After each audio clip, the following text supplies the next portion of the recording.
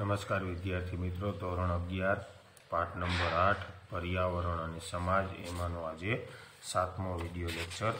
आगळ आपणे प्रदूषणनी सामाजिक असर में हवा प्रदूषणनी चर्चा करी थी। आज आपणे जल प्रदूषण विशेनी माहिती मेळवशुं। पाणी जीवसृष्टि जीवादोरी छे। शुद्ध जल सजीव सृष्टि माटे जरूरी छे। झेरी रसायणयुक्त दूषित पाणी ज्यारे नदी, तळाव, कूवा, समुद्र में छोड़वामां आवे छे त्यारे शुद्ध पाणी दूषित बने छे। जे रोजिंदा वपराश में उपयोग बनतुं नथी त्यां पीवाना शुद्ध पाणीनी वात ज क्यां। वળી ते जल सृष्टिनो पण नाश करे छे। दूषित पाणीमांथी तैयार करेला शाकभाजी अने अनाज बीमारीने आमंत्रे छे। तदुपरांत वाहनों, स्टीमरो, पुलो अने बंधो पाणीमां रहेती जीवसृष्टिने नुकसान करे छे। जल प्रदूषण माणस जीवसृष्टिनी जीवादोरी छे। शुद्ध पाणी होय एवी जीवसृष्टि माटे जरूरी छे, पण रसायणिको एमां भळता दूषित थाय छे। नदी, तळाव के कूवामां छोड़वामां आवतुं आवुं दूषित पाणी पाणीने दूषित बनावे छे।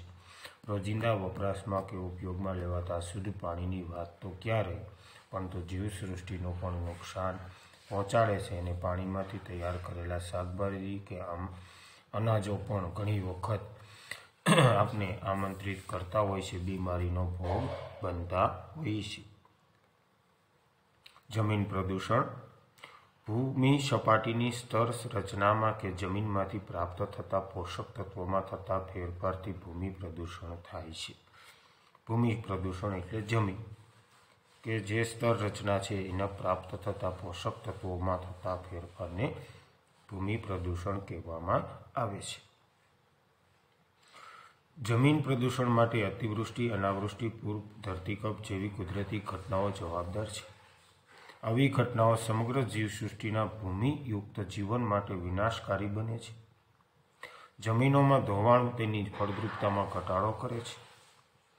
खेतीलायक गौचरनी जमीन में घटाडो थता खोराकनी समस्या सर्जाय छे। वળી जमीन आधारित अर्थोपार्जन न थता मानवीनुं जीवन तणावग्रस्त बने छे। एटले ज नहीं आरोग्य पण कथळे छे। जो अतिवृष्टि के अनावृष्टि, वधारे वरसाद पड़े, ओछो वरसाद पड़े, धरतीकंप थाय, भूकंप, पूर, प्रकोपनी घटनाओं बने त्यारे समग्र जीवसृष्टि पर एनी असरो पड़ती होय छे। जमीनનું ધોવાણ તેની ફળદ્રુપતામાં પણ ઘટાડો કરે છે। ખેતીલાયક ગૌચરની જમીનમાં પણ ઘટાડો થાય છે। જમીન આધારિત અર્થ ઉપાર્જન ન થતાં માનવી જીવનનું તણાવગ્રસ્ત પણ બની શકે છે। વૃક્ષના છેદનને લીધે વૃક્ષના મૂળિયા દ્વારા સચવાતી જમીનની ફળદ્રુપતાને ભારે નુકસાન થાય છે। ઉદ્યોગ द्वारा जमीन पर ठलवाता झेरी रसायणों के प्रदूषित पाणीने लीधे उपजाऊ जमीन ओછી થતી જાય છે।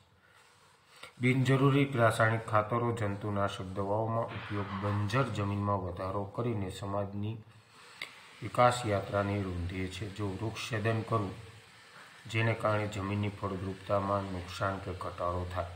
उद्योग द्वारा पण जमीन में ठलवाता कचराथी रासायणिक दूषित पाणीने लीधे उपजाऊ जमीन छे ओછી थती जाय छे अने रासायणिको खातरों, जंतुनाशक दवाओथी जमीन पर પડતર એટલે કે બંજર સ્વરૂપમાં ફેરવાય છે। ઘોંઘાટ, અવાજ, ધ્વનિ પ્રદૂષણ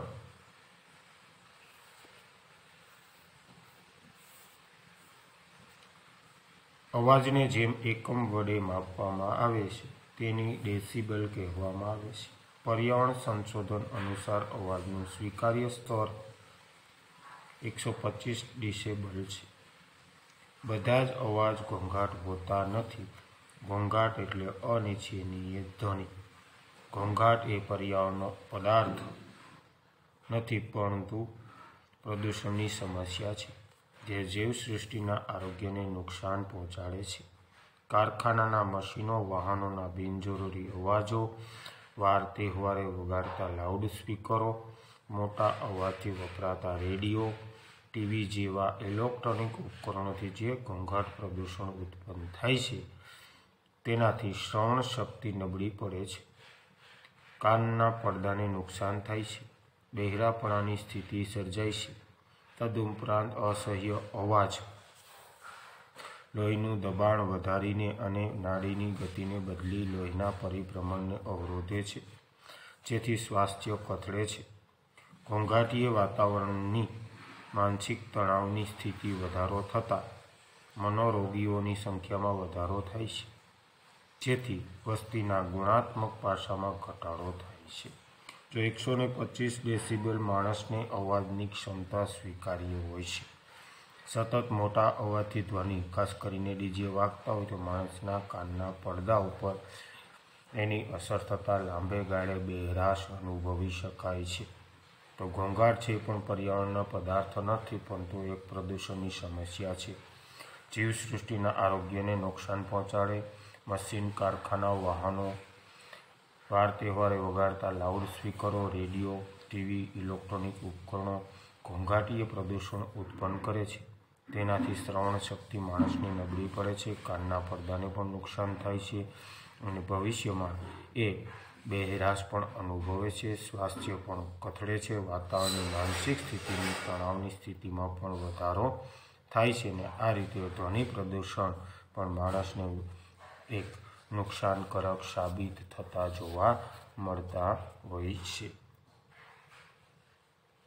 કિરણોત્સર્ગી પ્રદૂષણ.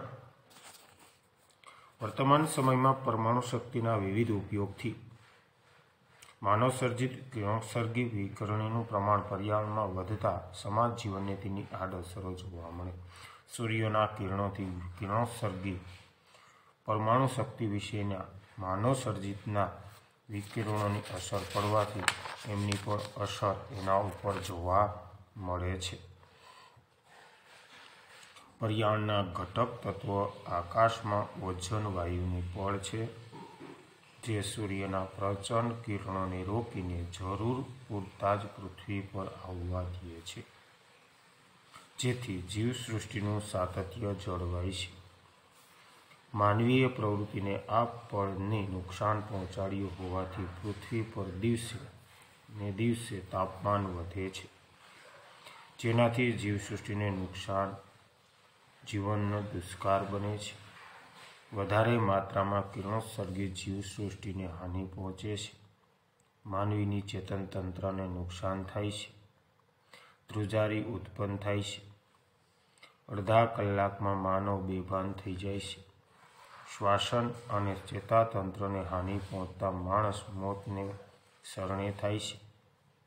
ઊંચી માત્રાના કિરણોત્સર્ગી વ્યક્તિગત આરોગ્યને જોખમાવે છે. સાથોસાથ રંગસૂત્રોમાં ખામી સર્જાતા પેઢી સુધી તેની દૂરગામી અસરો થતી જોવા મળે છે, જે ગુણવાન યુક્ત સમાજના સાતત્યને અવરોધે છે. જો પર્યાવરણનો ઘટક આકાશમાં ઓઝોન વાયુનું પડ છે. આ ઓઝોન વાયુના વિસ્તાર પ્રચંડ કિરણોને રોકીને પૃથ્વી ઉપર જરૂરિયાત મુજબની જ સૂર્યકિરણો આવવા દે છે, જેને કારણે જીવસૃષ્ટિનું સાતત્ય જળવાઈ રહે છે. માનવીની પ્રવૃત્તિના પળને નુકસાન પહોંચાડતું હોવાથી પૃથ્વી પર દિવસે ને દિવસે તાપમાન વધે છે અને સૃષ્ટિના જીવનને દુષ્કાર બનાવે છે. આમ કિરણોત્સર્ગી કિરણો હાનિ પહોંચાડે છે. શ્વેતાતંત્રમાં પણ નુકસાન થાય છે. ધ્રુજારી ઉત્પન્ન થાય છે. માણસ ઘણી વખત બેભાન થઈ જતો પણ હોય છે અને શ્વાસ લેવામાં પણ તકલીફ પડે છે. ઘણી વખત માણસ મોતને ઘાટ પણ પામતો હોય છે.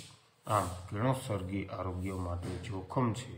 સાથે સાથે રંગસૂત્રોમાં ખામી સર્જાતા ઘણી વખત પેઢી સુધી એના દૂરગામી અસરો પણ જોવા મળતી હોય છે.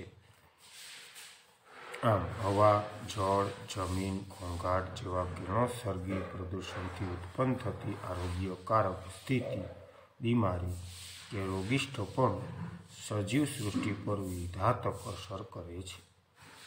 માનવી કામ કરવાની શક્તિ ક્ષમતા ગુમાવે છે. તેની ઉત્પાદકતા નીચી રહેવા પામે છે. પરિણામે સમાજના મહત્વના કાર્ય થઈ શકતા નથી. સમાજમાં વ્યક્તિગત તેમજ જાહેર આરોગ્યનું સ્તર નીચું જતું જાય છે, જેનાથી વ્યક્તિ, કુટુંબ અને રાષ્ટ્રના વિકાસમાં અવરોધ ઊભો થાય છે. આથી પ્રદૂષણની આડઅસરોનું નિવારણ થાય તે માટે સઘન પગલાં લેવા આવશ્યક પણ જરૂરી છે. વિદ્યાર્થી મિત્રો, અહીંયા અત્યાર સુધી કિરણોત્સર્ગી પ્રદૂષણની ઉત્પાદન ક્ષમતા હવા, જળ, જમીનને ઘોંઘાટ પહોંચાડે છે. આમ હવા, જળ, જમીન, ઘોંઘાટ એ કિરણોત્સર્ગી પ્રદૂષણની માત્રા વધારે માણસ બીમાર પડે, રોગિષ્ટપણું અનુભવે અને માણસ એની શક્તિ ક્ષમતા ગુમાવે છે, જેને કારણે એના ઉપર, કુટુંબ ઉપર અને રાષ્ટ્ર ઉપર એના અવરોધ કે પ્રદૂષણની આડઅસર પહોંચે છે.